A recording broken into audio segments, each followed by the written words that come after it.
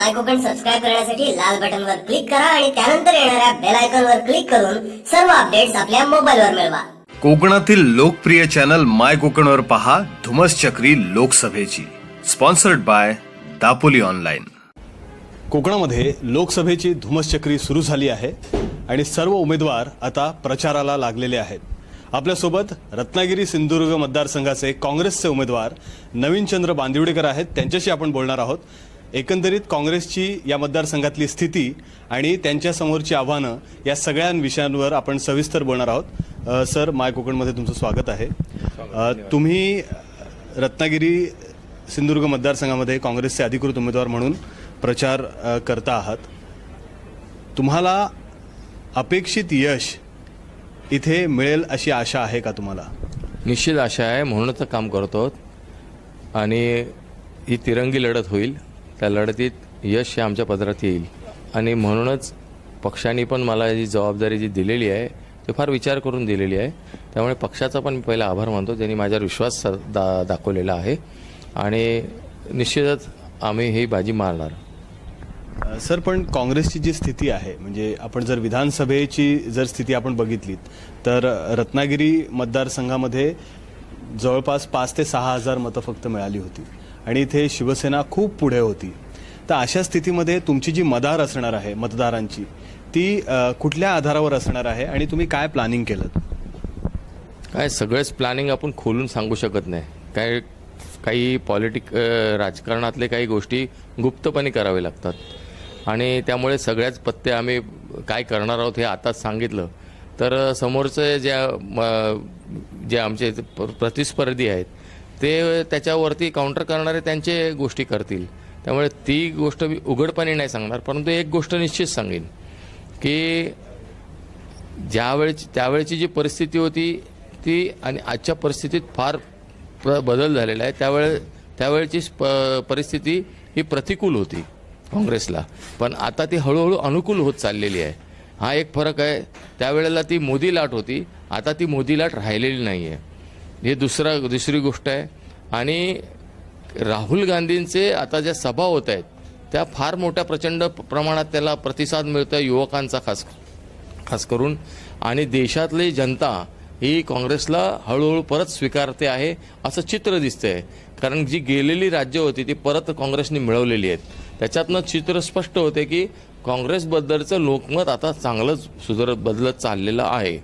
आणि या सगळ्या परिस्थितीत 2014चं आणि 2019 ह्याच्यात खूप फरक आहे। माझा विश्वास आहे की ही जी लोकसभा आहे ही फार क्रुशियल लोकसभा आहे।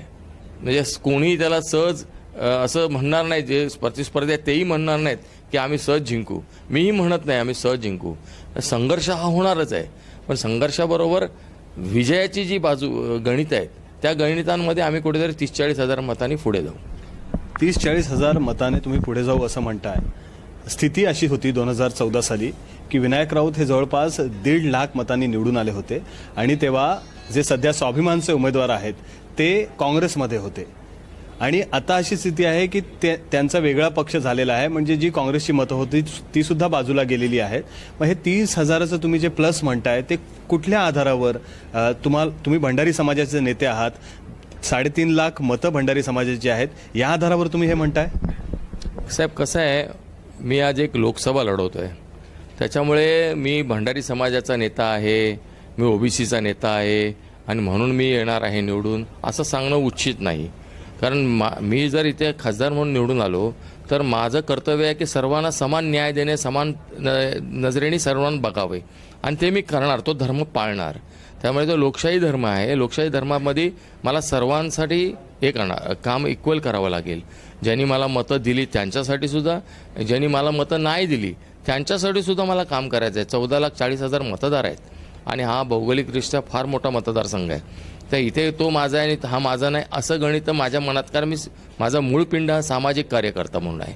त्यामुळे मला कधी पण तळमळ असते की तळागाळातल्या समाजातल्या लोकांचं कसं चांगलं होईल, त्यांच्यासाठी काय चांगलं करता येईल, ह्या गोष्टींनी तळमळ असते आणि त्या दृष्टीने माझे मुवमेंट्स असतात। आता प्रश्न तुम्ही मला असा विचारलात की हे तुम्ही कसं निभावणार आणि तुम्ही 30-40 हजाराचं मत कसे मिळणार? कसं आहे, 5 वर्ष निलेश राणेंना मिळालेली खासदारकीला, 5 वर्ष विनायक राऊतांना मिळाली. आता दोघांनाही 5 वर्ष मिळालेली आहेत. जनतेने त्यांना निवडून दिलेलं, जनतेने त्यांनी काय कामं केली हे जनतेला कळलेली आहेत. म्हणून पहिल्यांदा ज्याला निवडून दिलं त्याला बदलून विनायक राऊतांना दिलं. ते विनायक राऊतांना पण आता बदलणार, कारण त्यांनी काय केलं हे जनता स्वतः बोलते. मला बोलायची गरजच नाही.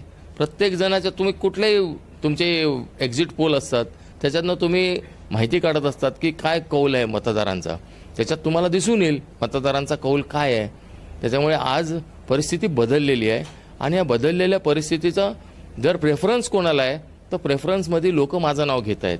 हे मी सांगतोय म्हणून नाही, मला जे रिपोर्ट्स येतात पत्रकारांमधनं येतात, मित्रमंडळींकडनं येतात, हितचिंतकांकडनं येतात, विरोधी पक्ष नेत्या लोकांमधनं पण येतात.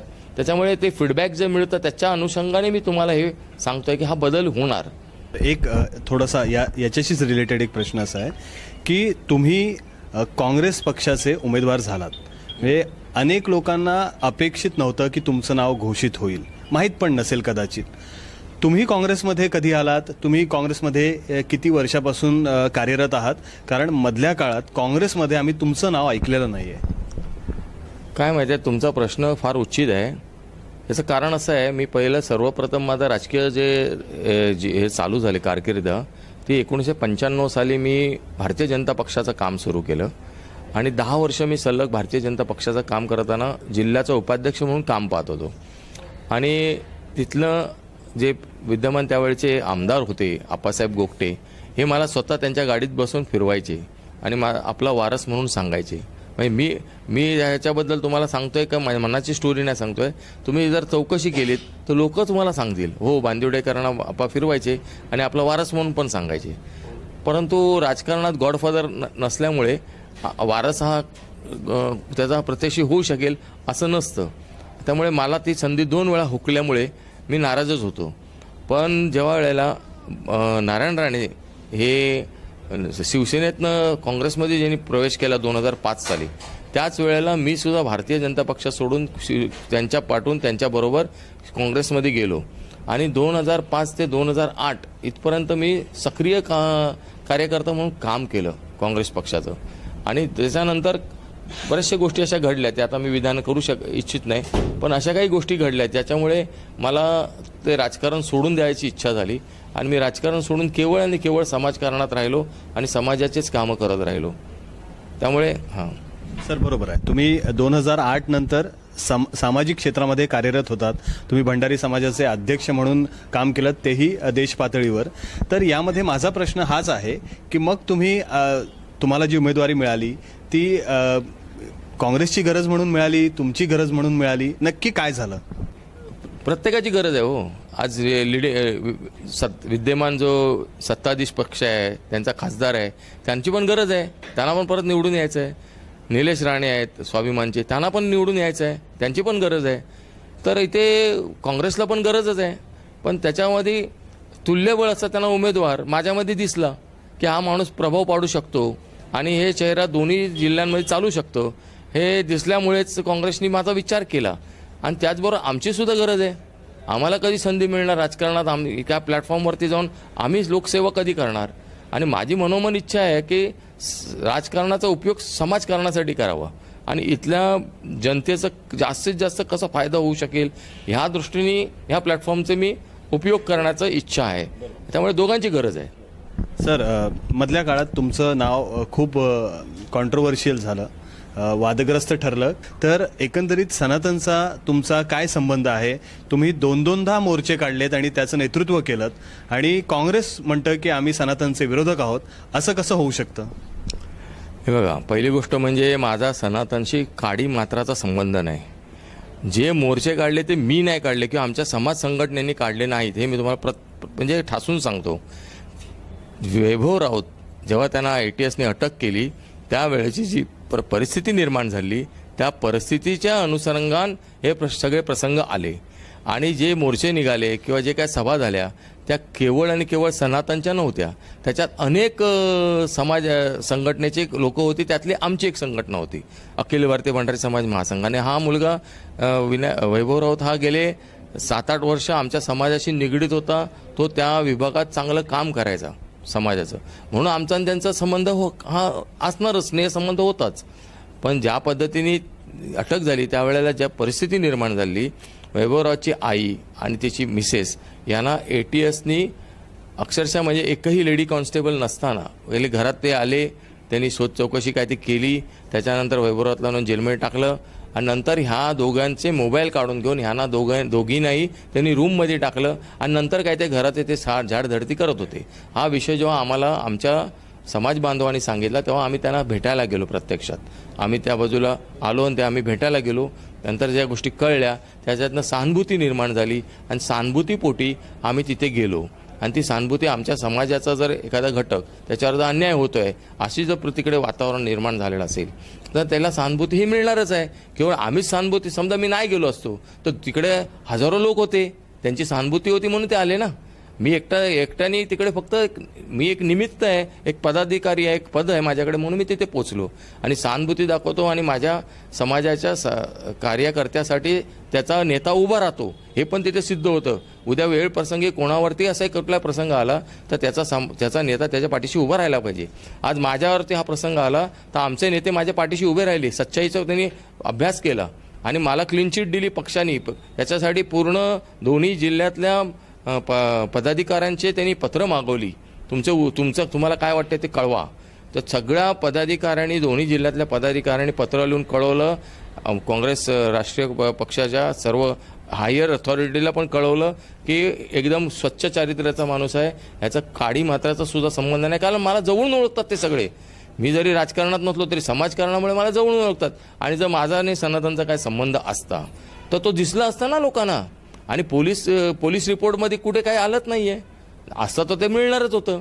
कारण असं एक फक्त 2 इव्हेंट्सचे फोटो दाखवले आणि माझं सनातनशी जोडून टाकलं नातं, म्हणजे काय मी सनातनचं होणार आहे का? तर जितेंद्र आव्हाडांनी जे काय एकदम फायरी हे मूडमध्ये होते त्याच्यानंतर आम्ही सिंधुदुर्गामध्ये परत पत्रकार परिषद घेतलेली. त्यावेळेला त्यांनी फोनवरनं आपलं मत क्लिअर केलं की नाही, माझा गैरसमज दूर झालेला आहे, मांदिवडेकरांचा त्यांच्याशी काही संबंध नाही असं पत्रकारांना त्यांनी त्याच वेळेला सांगितलं. ही कधीची गोष्ट आहे, 7-8 दिवसापूर्वीची गोष्ट आहे. त्यामुळे त्याच्यावर पडदा पडलेला आता त्या विषयावर. तोच विषय आपण परत घेण्यात काही अर्थ नाही, कारण आता आम्हाला पुढे वाटचाल करायची आहे, बरोबर आहे की नाही?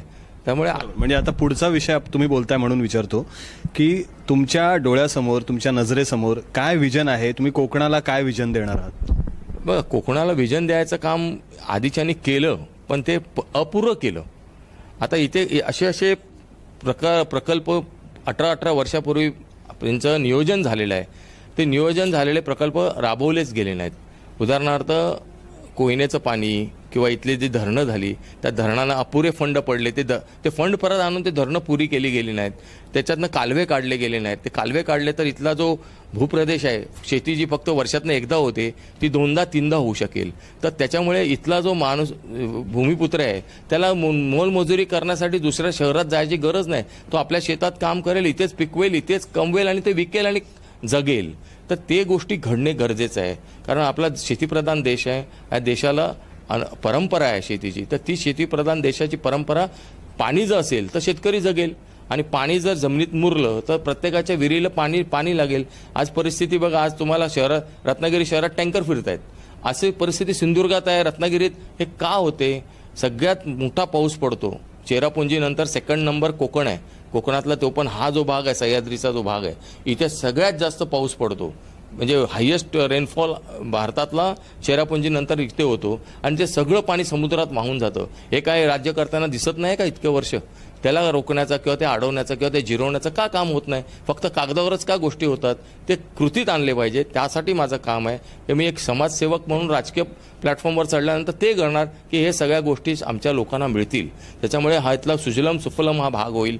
त्याच्यानंतर जे प्रोडक्ट्स अशा काही गोष्टी आणू की ज्याच्यातनं ते निसर्ग रम्य असतील किंवा पर्यावरणाला पोषक असतील किंवा पर्यावरणाला त्याच्यापासून आघात नाही होणार, अशा प्रकारचे आपल्याला इथे मोठे कारखाने किंवा असे आणायचे आहेत.